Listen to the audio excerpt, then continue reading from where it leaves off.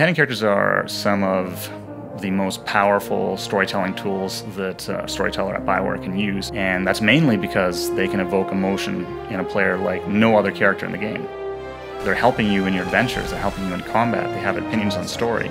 You really build a rapport with them, and because you build that up, when they get hurt or something happens to them, you really care.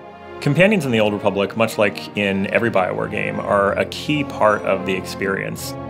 When we first started figuring out the companions for the different classes, step one was the basics. Things we knew we needed to have in there somewhere, things that were going to touch on sort of the cornerstones of Star Wars. So we knew we wanted some droids, you wanted some big aliens, you wanted sort of the lovable people, you wanted the romantic groups.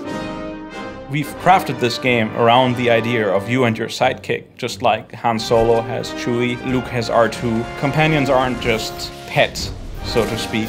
They're much, much more. They're more powerful for once. They level up alongside you. They have their own skills, abilities that they unlock over time. They use them rather intelligently. We spent a lot of time on the characters working with the writers, especially on the ones that were the love interests. Was always the thing, is we come up with a character and we want to give that face a certain character, right? So you give them kind of a bent nose or a big scar across their face, and the writers are like, yeah, I'm supposed to be romancing this guy, and you just disfigured him. So we'd have to go back to the drawing board. Fantastic. Glad you could open up.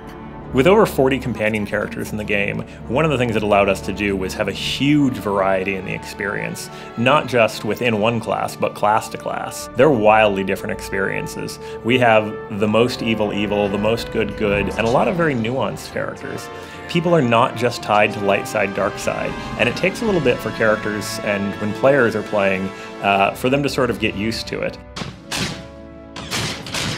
What we ended up with is making sure that every class gets access to the 5 roles of companions that we have in the game, but not necessarily in the same order, because that is dictated by the story. What we did there is try to make sure that you got the role that is most useful to you at the earliest point in time.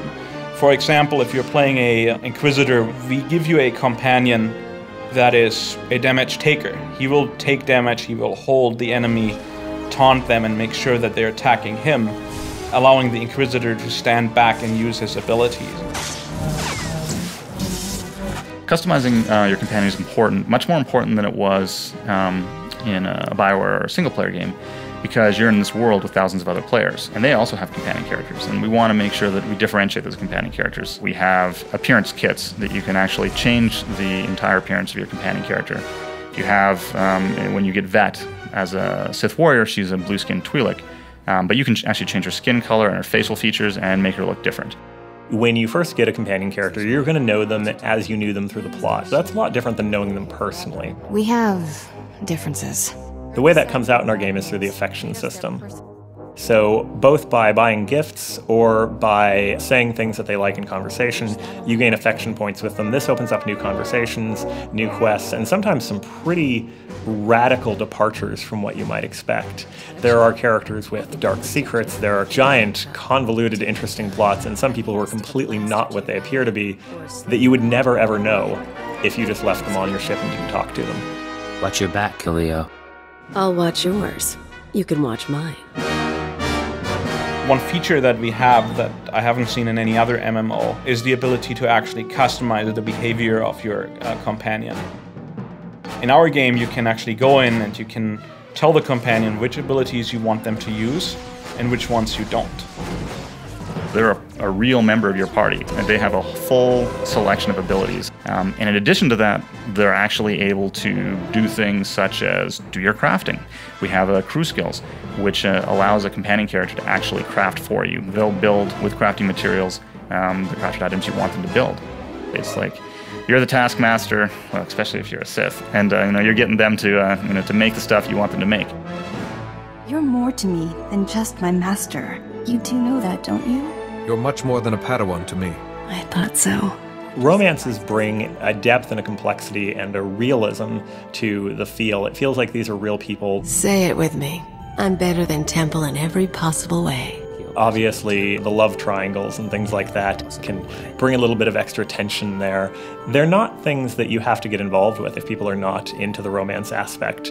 But if it was missing, I think it would seem very strange. Good behaving. Did you notice? Of all the companions, probably Vet is my favorite. She's sassy, she talks back, and you're like this evil Sith Lord guy in training, and you just get to shock her when you want to. It's just all really well done. Doesn't even hurt anymore. For pure, just squeal excitement, I love Blizz. The first time I saw Blizz, I was incredibly excited. The first time I saw Randy Beagle's writing of him, Blizz is so charming. I want a plush toy of Blizz more than anything else in our game. I think mission statement number 1 was the companion needs to be something positive. That meant a lot of work, a lot of iteration on features like pathfinding, artificial intelligence, and their abilities to make sure that they don't do frustrating things. I think we really achieved a point where they're going to feel like a solid addition. You know, one of the things is for me in any of the BioWare games with the companions is always kind of that first decision where now you have more companions than you can travel with, right? And the idea of even leaving one of them home is painful. I think that's when you know you've developed good companions. I think you're going to find players are going to talk about their favorite companion characters once they start playing this game. It's going to be one of the touch points of Star Wars: The Old Republic.